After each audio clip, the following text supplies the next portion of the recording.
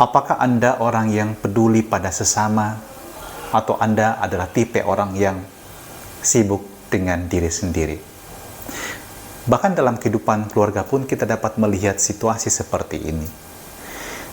Sang suami sibuk sendiri dengan pekerjaannya, istri juga sibuk dengan urusannya, anak-anak juga merasa dirinya super sibuk, urusan sekolah, les, pertemanan, macam-macam. Dan kapan orang memiliki waktu untuk betul-betul melihat apa yang dibutuhkan oleh orang yang tinggal bersama dengannya? Bahkan dalam satu rumah, dalam satu atap pun terjadi kadang-kadang orang tidak tahu apa yang sungguh-sungguh dirasakan oleh tetangga dia, atau kita sebut neighbor, yang sesungguhnya hidup bersama dengan dia. Bahkan tetangga kamar pun demikian, orang merasa terasing satu sama lain. Bahkan tetangga dalam hal di atas tempat tidur, artinya pasangan. Bukankah sebuah kenyataan yang menyedihkan bahwa manusia hidup dalam ketidakpedulian satu terhadap yang lain? Padahal kita diciptakan untuk saling mengasihi, saling memperhatikan, saling mendukung, dan saling menguatkan dalam kehidupan ini. Betapa menyedihkan kalau ada orang yang hidup sebagai suami istri tapi merasakan kesepian yang dalam karena tidak mendapatkan perhatian. Atau mungkin Anda sebagai anak di rumah juga mengalami hal yang sama. Anda juga merasakan kesepian karena kehilangan perhatian dan cinta dari orang tua yang sebenarnya Anda sangat butuhkan. Kalau dalam Injil hari ini ada orang yang datang kepada Yesus dan bertanya, apa yang harus kulakukan untuk memperoleh hidup yang kekal?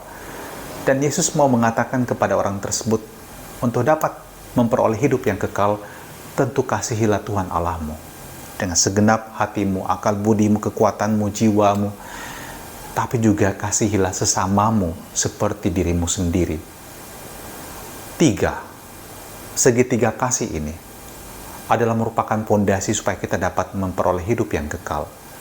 Cinta kita kepada Allah, itulah yang menjiwai kita untuk mengasihi sesama dengan tulus, memberikan perhatian tanpa pamrih.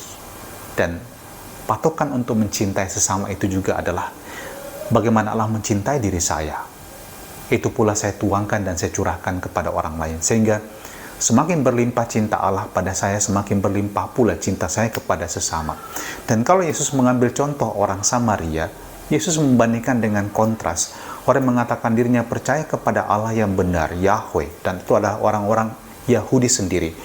Bahkan dikatakan dalam contoh ini, Imam dan Lewi, dua orang yang melayani Allah, dekat dengan Allah di baitnya. Dan mereka melintasi orang yang dirampok dan dalam kondisi setengah mati. Dan orang Samaria ini dianggap bukan orang sebangsa untuk orang-orang Yahudi, yang dianggap tidak mengenal Yahweh dan tidak menjadi penyembah Yahweh. Dialah yang menunjukkan ketika melewati jalan tersebut cinta kasih kepada orang yang sedang menderita. Dan itulah sesama bagi orang yang menderita ini. A friend indeed is a friend in need.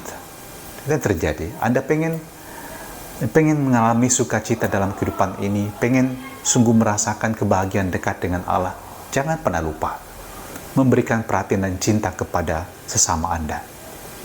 Tidak perlu cari jauh-jauh. Tengok kiri kanan Anda, lihatlah orang sekitar Anda, orang sekeluarga dengan Anda, sahabat dan teman-teman Anda. Di sana Anda menemukan di mana Allah menyapa Anda, di mana Allah mengatakan, ini aku. Dan apapun yang kamu lakukan untuk salah seorang dari saudaraku yang paling hina sekalipun, itu kamu lakukan untuk aku. Dan terimalah berkat Allah yang Maha Kuasa yang membimbing, menyertai dan menguatkan kita sepanjang hari ini. Dalam nama Bapa dan Putra dan Roh Kudus. Amin.